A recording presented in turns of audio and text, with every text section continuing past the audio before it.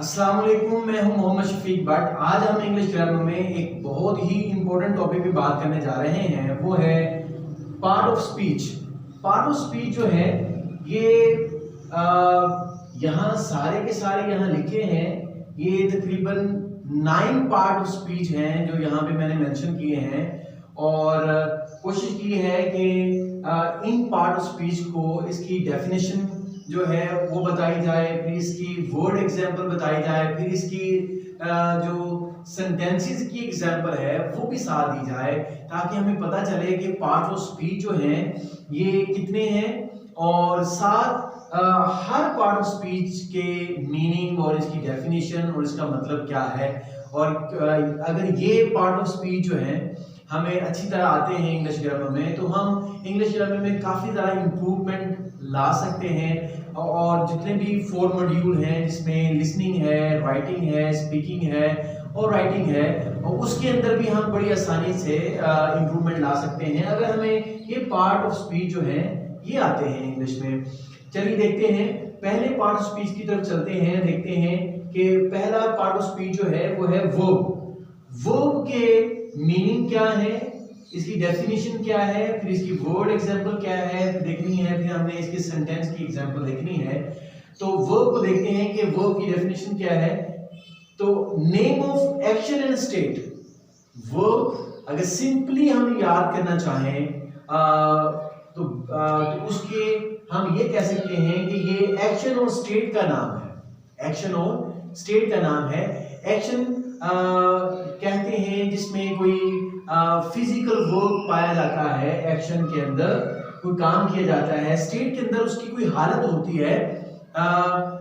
जैसे इसकी मैंने एग्जांपल दी है, जैसे ईट और प्ले, ये एक्शन की एग्जांपल है। इसमें कोई वर्क किया जाता है, कोई काम किया जाता है। लाइक जो है ये हालत है, यानी पसंद करना, ये हालत है, इसमें कोई काम हो नहीं रहा, सिर्फ पसंद करना। इसी तरह लव है, हेट है, तो ये हालत में आता है। अब इसकी अगर एग्जांपल हम देखें, यहाँ पे देखें तो शी ईट्स राइस, वो राइस खाती है, या she likes to eat rice, वो राइस खाना पसंद करती है। तो इसमें जो वर्ब है ईट, तो ये वर्ब की सेंटेंस की एग्जांपल है, ये वर्ब वर्ड्स की एग्जांपल है, ये उसकी डेफिनेशन है।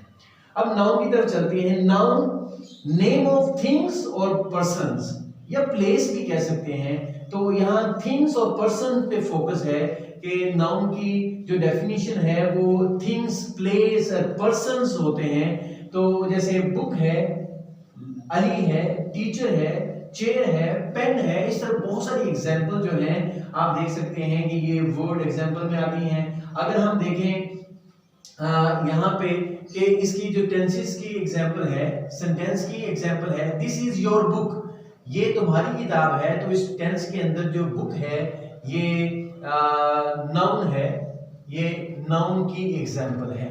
तो यहाँ देखें नाउन जो है अगर याद करना हो इसकी डेफिनेशन तो सिंपली इतना कह सकते हैं, the name of things and person और प्लेस यू कैन से। तो उसकी मैंने कुछ वर्ड एग्जांपल और फिर इसकी डेफिनेशन, फिर उसके सेंटेंस की एग्जांपल लिखी है। एडजेक्टिव क्या है?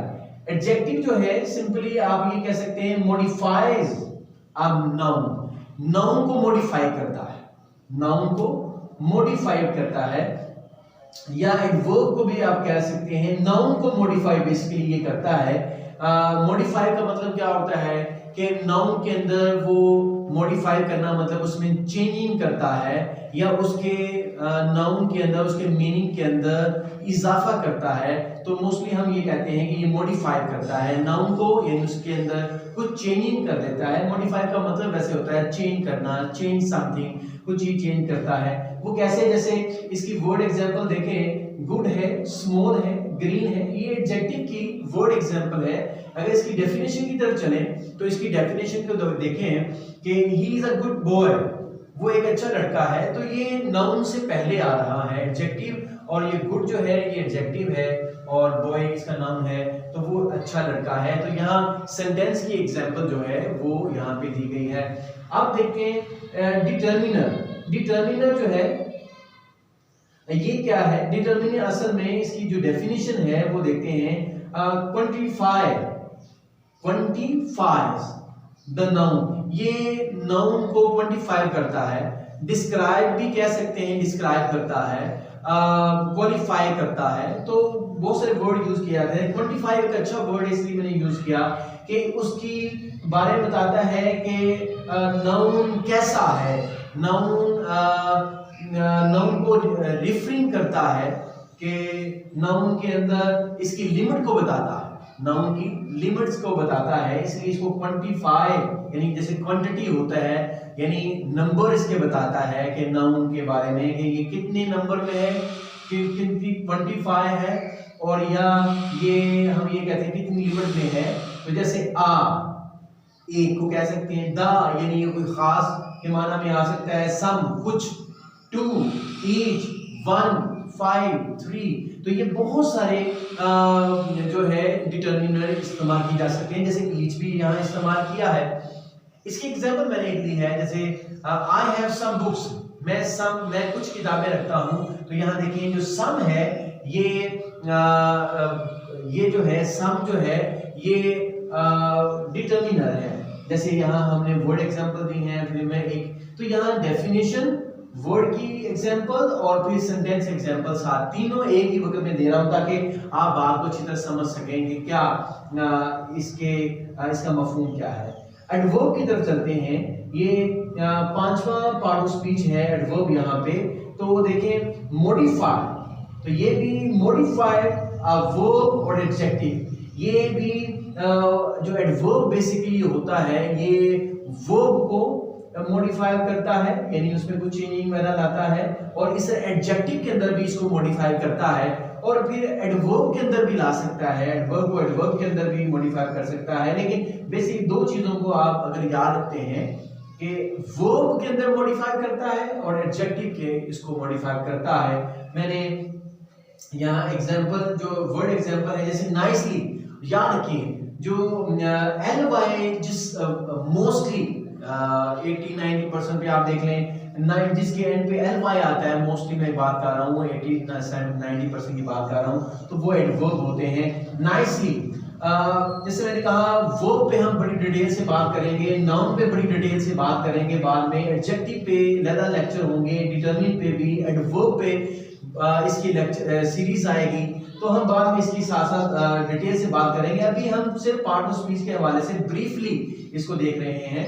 नाइसली ये एडवर्ब है, वेरी एडवर्ब है, हियर, देयर ये सारे एडवर्ब के लिए इस्तेमाल किए जाते हैं। जैसे टुडे, यस्टरडे ये सारे एडवर्ब के लिए इस्तेमाल किए जाते हैं। इस पे हम डिटेल से बात करेंगे। जैसे एग्जांपल आप देखें एडवर्ब की, सेंटेंस की एग्जांपल जो है, शी ड्राइव्स फास्टली, वो तेज गाड़ी चलाती है, तो फास्टली जो है ये इसका एडवर्ब है। तो इस तरह हम इसको बड़ी आसानी से समझ सकते हैं। उसके बाद देखिए पार्ट ऑफ स्पीच के अंदर जो 6 नंबर पे है प्रोनाउन है। तो प्रोनाउन जो है इस पे भी मेरा एक लेक्चर आ चुका है। प्रोनाउन जो है अगर नाउन से पहले PRO लगाएं तो ये प्रोनाउन बन जाता है। और इसकी डेफिनेशन देखें, इट इज यूज्ड, ये इस्तेमाल किया जाता है इंस्टेड ऑफ अ नाउन, यानी ये नाउन की जगह पर। इंस्टेड ऑफ का मतलब होता है की जगह पर, यानी ये नाउन की जगह पर इस्तेमाल किया जाता है। यानी जहां नाउन होता है उसकी जब उसको हटाकर वहां अगर हम लिख दें प्रोनाउन, तो ये प्रोनाउन बन जाता है। तो ये नाउन की जगह पर इसको हम इस्तेमाल करते हैं। जैसे जो पर्सनल प्रोनाउंस की एग्जांपल, इसको हम प्रोनाउन भी कहते हैं, जैसे ही है, शी है, इट है, आई है, वी है, यू है, दे है, ये सारी प्रोनाउन की एग्जांपल्स हैं। और इसकी दो एग्जांपल मैंने दी है ताकि आप अंडरस्टैंड कर सकें। जैसे Umar is a teacher, he called me. देखिए उमर यहाँ नाउन है, उमर यहाँ नाउन है, उमर इज अ टीचर। बाद में मैंने बार बार उमर यूज नहीं करूंगा, आगे मैं उसका प्रोनाउन यूज करूंगा। तो नाउन उमर की जगह मैंने ही यूज किया, तो ही कॉल्ड मी, उसने मुझे कॉल किया। अगर उमर की जगह मैं यहाँ पे फातिमा लिख लेता हूँ, फातिमा इज अ टीचर, तो फातिमा जो है ये नाउन हो जाएगा और शी इसका प्रोनाउन हो जाएगा, शी कॉल्ड मी। तो इस तरह आप प्रोनाउन को अंडरस्टैंड कर सकते हैं। उसके बाद देखें नंबर जो आता है 7वां प्रेपोजिशन का। प्रेपोजिशन पे भी मेरे बहुत सारे लेक्चर आ चुके हैं, आप वहां पे इसको देख सकते हैं। प्रेपोजिशन जो है क्योंकि हम पार्ट ऑफ स्पीच की बात कर रहे हैं और बड़े ब्रीफली हम इस पे बात देख रहे हैं। प्रेपोजिशन असल में shows direction, time, place, location, blah blah blah, यानी इसमें बहुत सारी चीजें जो हैं प्रेपोजिशन में आती हैं। ये डायरेक्शन को शो करता है, ये टाइम को शो करता है, ये प्लेस को, ये लोकेशन को शो करता है। जैसे टू है, ये बहुत सारी चीजों की तरफ आता है डायरेक्शन के लिए। एट जो है टाइम के लिए भी आता है, इन प्लेस के लिए आता है, ऑन। तो इस तरह ये जो है मुख्तलिफ प्रेपोजिशन मुख्तलिफ चीजों के लिए ये शो करता है। जैसे इसकी एग्जांपल अगर हम देखें तो प्रेपोजिशन में जैसे वी वेंट टू लाहौर, तो यहाँ जो टू लिखा है ये डायरेक्शन को शो कर रहा है। वी वेंट हम गए टू लाहौर, लाहौर की तरफ, यानी ये उसकी डायरेक्शन की तरफ शो करता है। तो इसलिए प्रेपोजिशन पर डिटेल पे मैंने बात की हुई है, इस पे 8-10 मेरे लेक्चर आ चुके हैं प्रेपोजिशन पे। आप YouTube पे जाकर जो WSH शेयरिंग मेरा चैनल है उस पे जाकर आप ये सारे लेक्चर भी देख सकते हैं। कंजंक्शन जो है नंबर 8 जो पार्ट ऑफ स्पीच है, ये क्या है?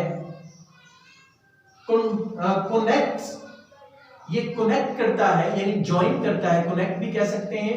ये कनेक्ट करता है वर्ड्स को, क्लोज को और फ्रेज को। क्लोज यानी एक जुमला ही होता है, तो दो जुमलों को, दो सेंटेंसेस को, दो क्लोज को, दो वर्ड्स को या फ्रेज को आपस में कनेक्ट करता है, जोड़ता है या ज्वाइन करता है, उसको हम कंजंक्शन कहते हैं। इसकी एग्जांपल जो है एंड है, बट है, सो है, और है, ये बहुत सारी इसकी एग्जांपल वर्ड की हो सकती हैं। अगर हम इसके एग्जांपल की तरफ जाएं, सेंटेंस एग्जांपल की तरफ जाएं तो देखें शी एट राइस, उसने चावल खाया, एंड आई एट पिज्जा, मैंने पिज्जा खाया। तो यहाँ जो एंड है ये इस क्लोज को, जिसको हम सेंटेंस कह सकते हैं, इस सेंटेंस को इस सेंटेंस को आपस में एंड में जोड़ा है, कनेक्ट किया है और ज्वाइन किया है।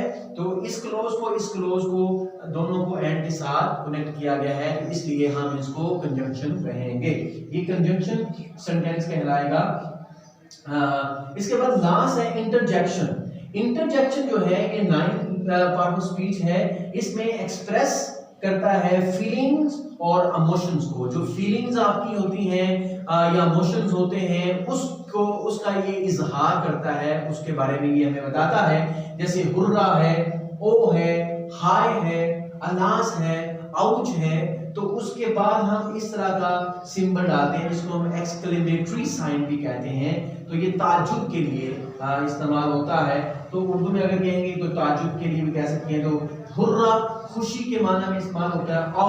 कोई चीज सडनली हो जाती है ऐसी। अलास अफसोस के लिए इस्तेमाल करते हैं। हाय यूज करते हैं किसी को आपस में बातचीत करने से पहले। तो इस तरह ये जो इंटरजेक्शन है वर्ड इस तरह इस्तेमाल होते हैं। मैंने एग्जांपल लिखी है, जैसे हुर्रा खुशी का इजहार करते हुए, शी वन द मैच, वो मैच जीत गई। इसको वॉन नहीं पढ़ेंगे, WN वॉन नहीं पढ़ेंगे, इसको वन पढ़ेंगे। शी वॉन द मैच, उसने मैच जीत लिया। हो कि ये जो जितने भी पार्ट ऑफ स्पीच हैं आपको इसकी समझ आई होगी। मैंने डिटेल से इसकी डेफिनेशन, वर्ड्स, एग्जांपल और फिर सेंटेंसेस की एग्जांपल मैंने यहाँ पे आपके सामने रखी है। मैं उम्मीद करता हूँ कि आज का लेक्चर जो पार्ट ऑफ स्पीच के ऊपर था बड़ा इंपॉर्टेंट था, आपने इसको अंडरस्टैंड किया होगा। प्लीज इसको आप राइट भी करें, इसके नोट लें, और फिर भी कोई बात समझ नहीं आती तो मुझे जरूर मुझे कमेंट करें। तो इंशाल्लाह कमेंट करें तो मैं इंशाल्लाह इसका आपको आंसर भी दूंगा। लास्ट पे मैं आप तमाम व्यूवर से ये रिक्वेस्ट करूंगा, प्लीज जो मेरा चैनल है WSH शेयरिंग, इसको प्लीज सब्सक्राइब करें, लाइक करें, शेयर करें और आइकन बेल पे प्रेस करें ताकि मेरी तमाम जितनी भी वीडियो आने वाली हैं वो भी आप तक पहुंचे।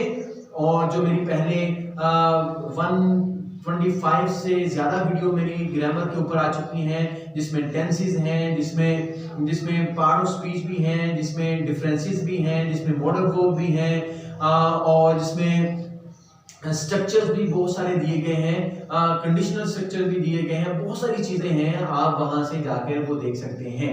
और फेसबुक पर मेरा पेज है इंग्लिश ग्रामर एंड स्पोकन के नाम से, उसको भी आप लाइक और शेयर कर सकते हैं, वहां से भी तमाम वीडियो देख सकते हैं। तमाम व्यूअर से मैं अगेन रिक्वेस्ट करूंगा, प्लीज मेरा जो WSH शेयरिंग का चैनल है इसको लाइक और सब्सक्राइब प्लीज जरूर कीजिएगा। Thank you very much.